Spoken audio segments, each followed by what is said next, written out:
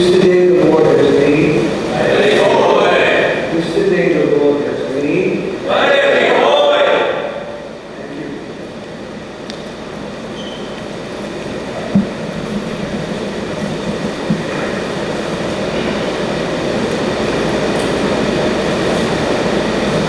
Sometimes when I was in the church, and I was inside preaching the word of music,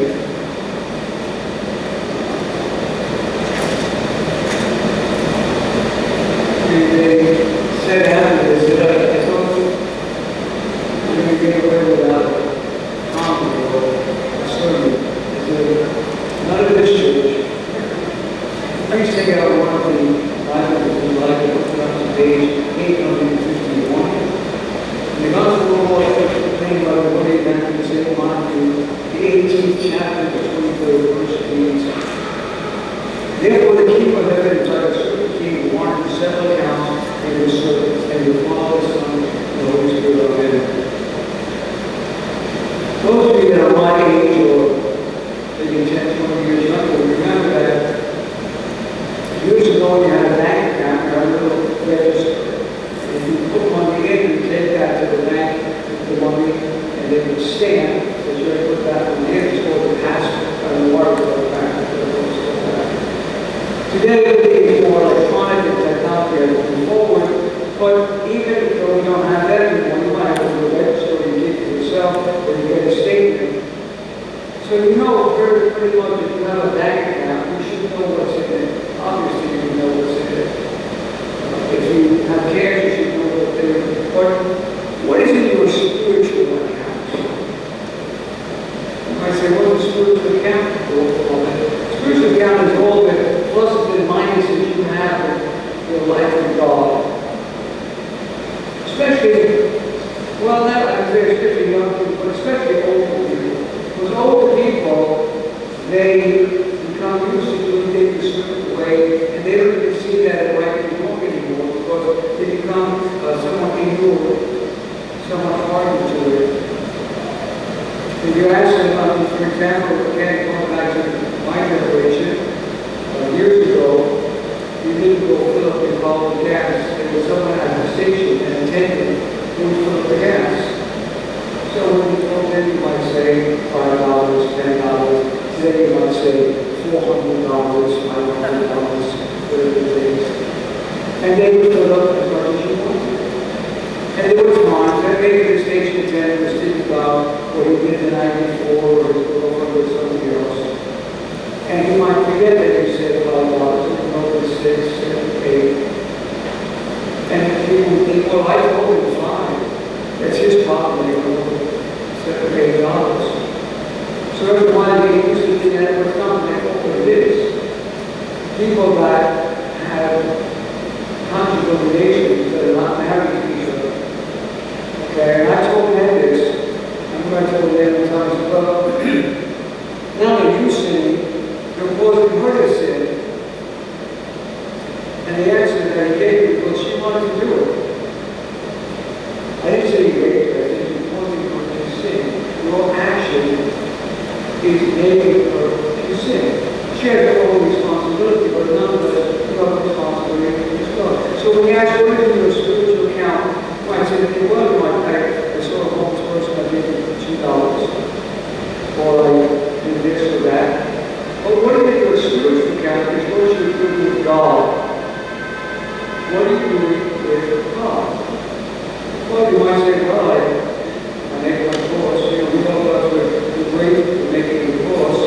When I was a child, maybe the cultural thing, but my mother will never say making the course. She'd say, bless yourself. Whatever way you make the course. She might think, like, I do that a lot, or I say the Lord's Prayer, or pray before I eat. These are all things that benefit you. So what's in your spirituality? What are you really doing for God? Well, I remember years ago somebody came to church and they wanted to light a candle. They were downstairs and he said, I'd like to light a candle, but I don't have any money. I said, light the candle. He said, well, but I don't have any money. I said, light the candle. He said, I said, listen to me, I can guarantee you 100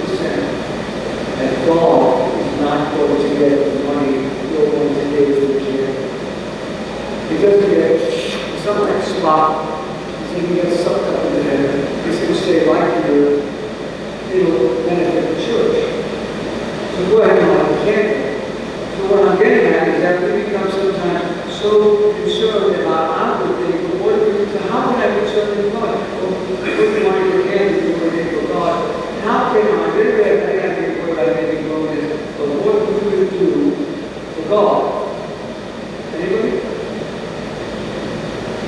Be kind. Be loving. Be forgiving. Rise above your ethnic, cultural, or political position. It doesn't make a difference in my family, and I think very strongly about this. It doesn't really make a difference in what political party you may belong to.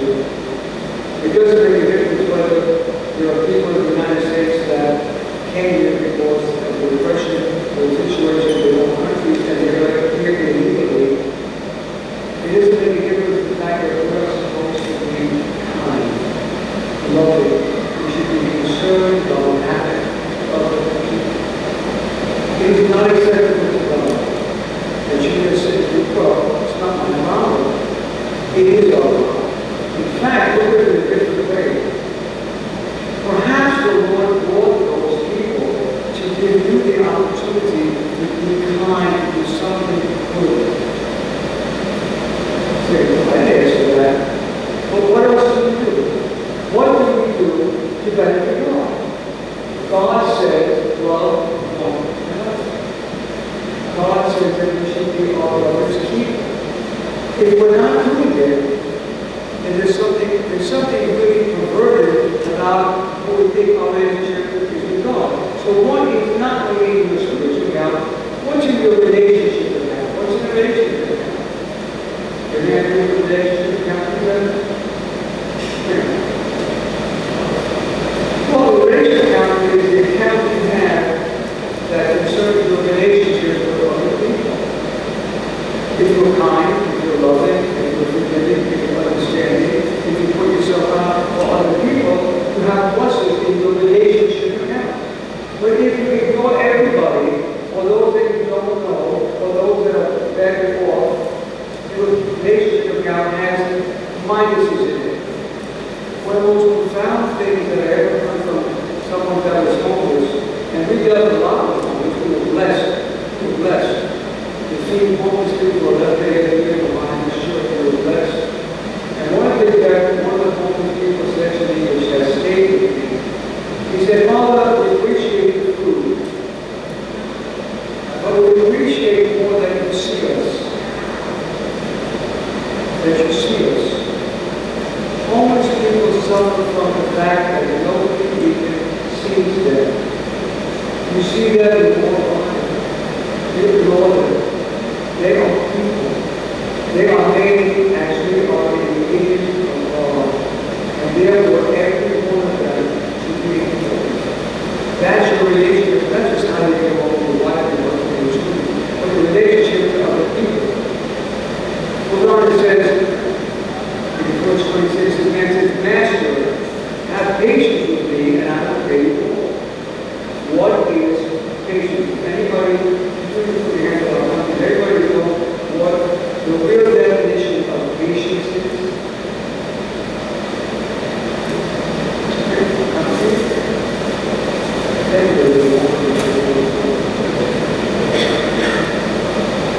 Please don't say that patience is putting on looking about it. And you can find what patience is.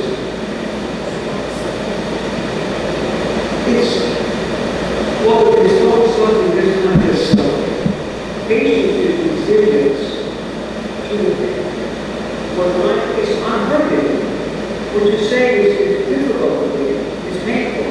Resilience is that I'm able, with the grace of God, to put up with it. That I don't attack you, that I don't hit you, that I don't yell at you, that I don't respond in a negative manner. So patience is resilience.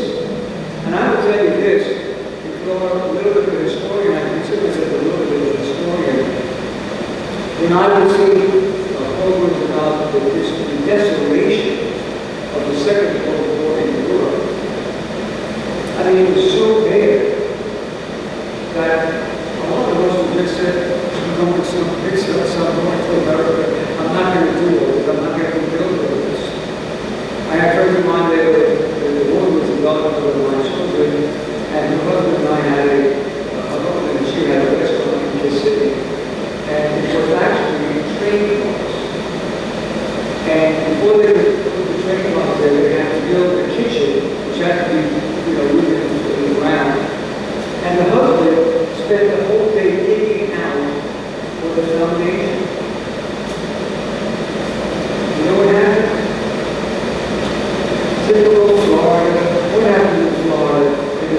what was that? It poured. And he stood there watching all of the sand collapse in. When I heard that, I said, you know what, somebody were a better man than me. I'm better than God. And left. So, patience is emotional resilience. Self-control. What is self-control?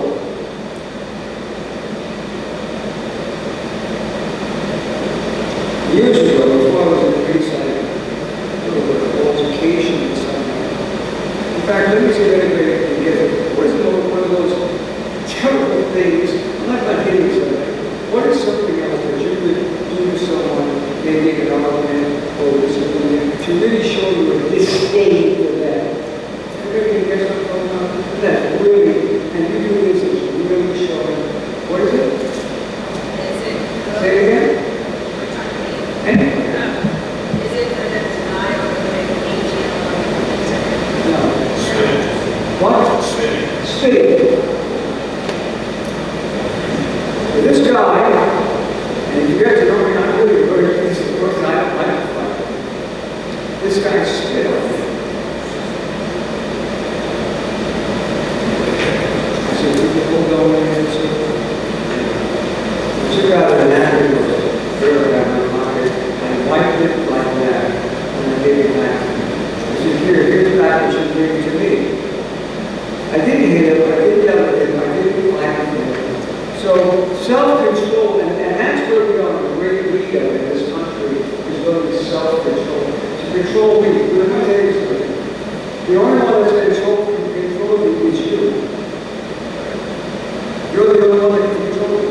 If you don't control yourself, no one's going to control you. So self-control is not just now when a guy spits on you, but it's also in the future. It becomes a way of life, a way of addressing what's going on every day. Self-control. Where do you think would be one of the areas that most people sitting in this room would need to learn self-control? They're not. Anybody know what it is?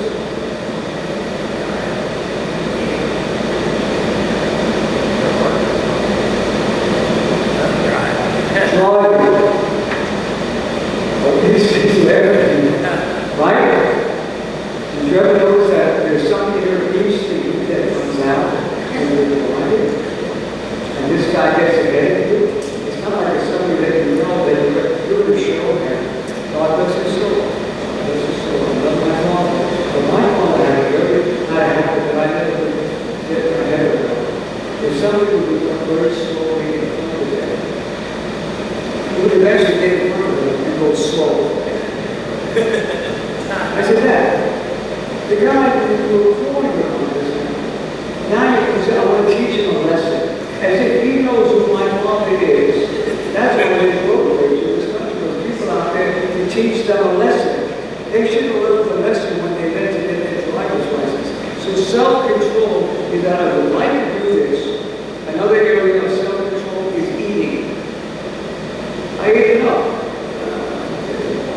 Keep stuffing and stuffing. That's why they get heavy, because they don't have self-control.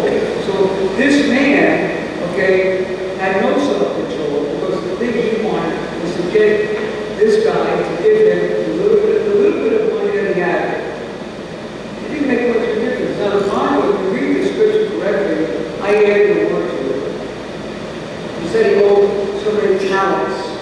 Most people don't know what a talent is. It's a bar of gold. He owed thousands of bars of gold. And he said, he's making like $1.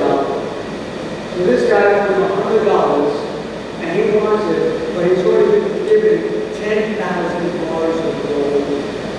It doesn't make sense. It's why? Because the man was angry. Instead of being appreciative that the master gave it, he didn't say that he said to him, okay, pay me later, is what we do in America. He said it's done. And the word I talked about the word before, the word is fisa. Anybody know what fisa means? No? Fisa means like if you are smoking a cigarette and you blow the smoke, the smoke will come. You can't follow the smoke, it's gone. So when they gave him the debt,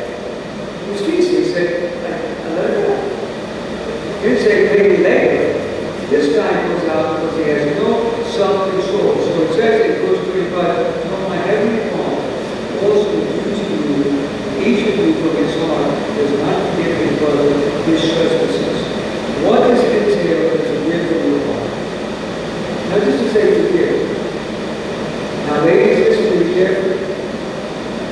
Carefully. All of the ladies need to learn to let go. Please let it. As you know, gentlemen, if you don't know, women and love, they have a better memory than anything that Bill Gates ever did. They remember everything. Let it go. And if you think that by remembering you're going to make it better, forget about it. You're not going to get it. You're not going to say we don't get it. We just don't get it. So we need to learn to let it go. And how to let it go? You deal with the emotion. Forget about the facts. If someone hurts you, you're emotionally damaged. As long as that emotional damage is there, you will never let it go. So to forgive from your heart, because the heart is the center where emotions are. To forgive from the heart means to really, truly let it go. How do I let it go? How do I let it go? I try to understand what motivated them, what was behind what they did. Once I understand what motivated those things, for example, if a baby cries because they soiled their diaper, you don't get mad at them. You know why they cry. They're simply in that diaper. They don't want that exposure to their skin. You understand? So if you don't know why people do what they do, they then forgive them and let the emotion go. What happens to you when you don't forgive? What happens when you don't forgive? Well, I told you before, years and years ago, there was a manager there wasn't a member of the church, but I knew him, and he really got angry with me. That was a long story. But the point is that people would say, we want to ruin his day, just mention your name. He was his own day. So we had a store, I went to the store, I walked in, and looked at the I said, can I talk to you about? I said, I want to tell you something. Every time I see you, I'm going to tell you hello. So that the choir, the church's choir, is to at least tell people hello, to at least greet them, to at least acknowledge them. Let's go back to the home story. I said, every time I see you, I'm going to tell you hello. It bothers you on some, but I'm always going to remember the good that you did before you got angry. So what does happen to you when you don't forgive? That is that you bring it forward. That memory that was back there, that pain that was back there, when you don't forgive, as soon as something comes up and reminds you, it becomes all again like it just happened all over again. I'm tired of that. You know what? There's no peace in the world because people don't let things go. Think about this. What countries, I'll tell you this, if you think about what Germany did to the other countries in Europe, they come there to forgive them. Why were the French, why were the Greeks, why were they forgive of their issues? Because Christianity teaches us to forgive to let go. Who doesn't let go of the people that do not follow the Lord Jesus Christ? Because Jesus Christ redeemed all of the sins. Not just then, not just now, but in the future. So if you don't forgive, it's like you carry a weight. I don't want to carry that weight. I don't want to have that. I don't want when I see some person, remember they do this, and this, and this, and this. I just try to, I want to get peace with people. And when you think about it, most people, what they're going to say in church over and over again is, peace, we want peace, we want peace. Let us have peace. One of the NATO commanders back there 50 years ago, when Soviet Union was really prevalent and communism was a real threat, he said, I will follow the devil if you will have peace. You can never have peace with the devil. It's the devil who always hates people. He's always starting to tell you, don't get you to hate you. This is really important if you want, if you remain here today, looking to have a better life, that begins with you. Nothing. It begins with you, coupled with Him. There is no peace. There is no peace. There is no peace without Jesus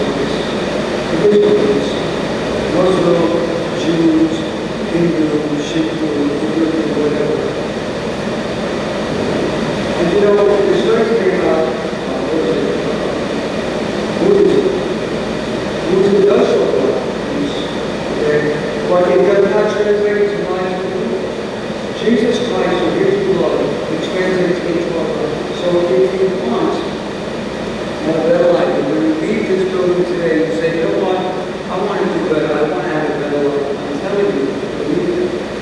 Right there.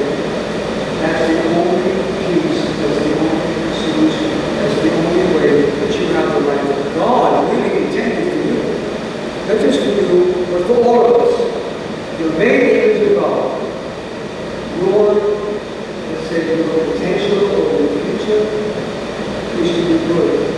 That's why when people tell me, well, they do something bad, they'll say, well, I'm only doing it. You know what I tell them? You're not doing it. Humanity was intended to be good. Humanity was intended to be happy. Humanity was intended to be in the image of God. It was not intended for what we're doing in this day. For people, they do all these terrible things, horrible things. They are being inhuman. They are non-human. And I told this to people. Someone said, how do I become a better person? I said, be a true human.